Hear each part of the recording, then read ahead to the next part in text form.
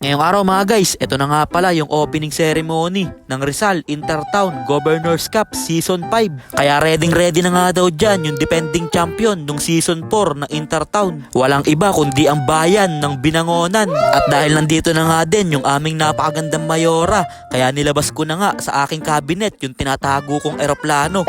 Ayun no, galing lang sa wala, ngayon paldo na. Pero joke lang, hindi sa akin yung eroplano na yan. Kinuwanan ko lang yun ng video para medyo maangas. Pero alam ko naman sa sarili ko na balang araw ay makakabili din ako ng ganun at makakapagpalipad ng eroplano. Basta maniwala ka lang sa aking mga pinaplano para kasama ka sa paglipad ng eroplano. Kaya sumipat kilatis na nga din ako kung sino ba ang mananalo ng Best Muse. Sayang lang walang pa halftime show ngayon dito sa Intertown. Ayun pa naman yung pinunta ko dito. Madami nga din tayong i-upload ngayon. Kaya kung wala kayong ginagawa ay samahan nyo muna kami dito sa aming trip. Let's go!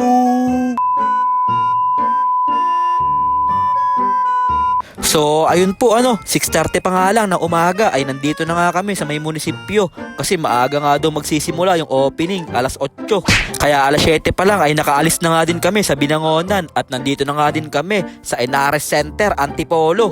At bigla na nga dumating dyan yung ating napaka-supportive na mayora para suportahan nga itong mga player ng mahal kong Binangonan na sasabak sa Rizal Intertown. At pagkatapos nga nila magpicture, tinawag na nga sila sa may kabila. Sabay nakita ko pa dyan yung napakaganda naming muse na naglalakad. Oo, wag niyong tignan yung muse namin. Meron naman kayong muse dyan sa baras eh. Kaya lumipat na nga din kami dito sa may kabila dahil dito nga daw sila pipila bago magsimula yung parada. Malapit lang naman yung parada na ito. Simula dito lang sa Henares Center, tapos pababa ng Tikling, tapos babalik ulit sila dito para bago daw magsimula yung laro, kondisyon na lahat ng player. Kaya shoutout daw dito kay kuya. Nakalimutan ko yung pangalan niya, hindi niya sinabi. Kaya nanood na nga lang ako dyan na nagpapalipad ng drone. Ganito pala yung POV pag nagpapalipad ka ng drone. Napakaangas. At maya nga lang ay malapit na nga din magsimula itong parada.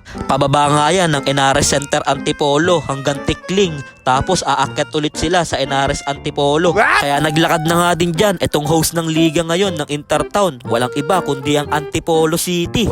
Kaya sinundan naman kaagad dyan ng San Mateo. Halos lahat ng team nga ngayon dito nakasali ay puro malalakas. Syempre nandito nga din pala ang Morong Rizal. At syempre nandito nga din pala ang bayan ng Angono. Pero kokonti lang sila. Kaya tol, andyan na sila. Ayun no, panay naman ang tawa ni Idol. Naalala niya siguro yung sa NBTC. At nandito din pala yung napakalupit kong idol, si Kuya JB. Solid nga yung mga pitikan yan.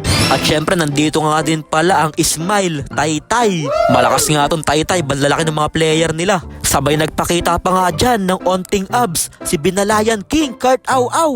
Yung ibang team banlalaki. Etong sa amin sa Binangonan, halatang mga walang bitaw. Sabay bigla pa nga ako napitikan dyan ni BP Photography.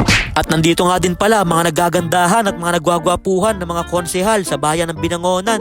At nandito nga din pala ang Kainta, banlalaki din ng mga player nila. At syempre nandito na yung Baras. Ayun no, bang ganda ng muse nila. Tapos sinisipat kilatis nyo pa yung muse namin. Huwag ganun mga idol. Pero joke lang, mga tropa natin yan, mga taga-Baras na yan. Ayun no, shoutout sa inyo mga idol. Galingan nyo lang palagi sa paglalaro ng basketball para maabot nyo yung mga pangarap nyo. At syempre nandito nga din pala ang bayan ng Teresa. At syempre nandito nga din pala yung bayan na palagi namin pinupuntahan pag nagne-nature trip kami. Kaya shoutout sa lahat ng taga-Tanay. Napaka-solid nga lahat ng ispat dyan sa may Tanay. At nandito nga din pala ang bayan ng Cardona na pinapangunahan ng Ginoo ng Cardona na si Clark Solis. At kasali din pala dito yung taga-Ithan na si Big Boy Herrera.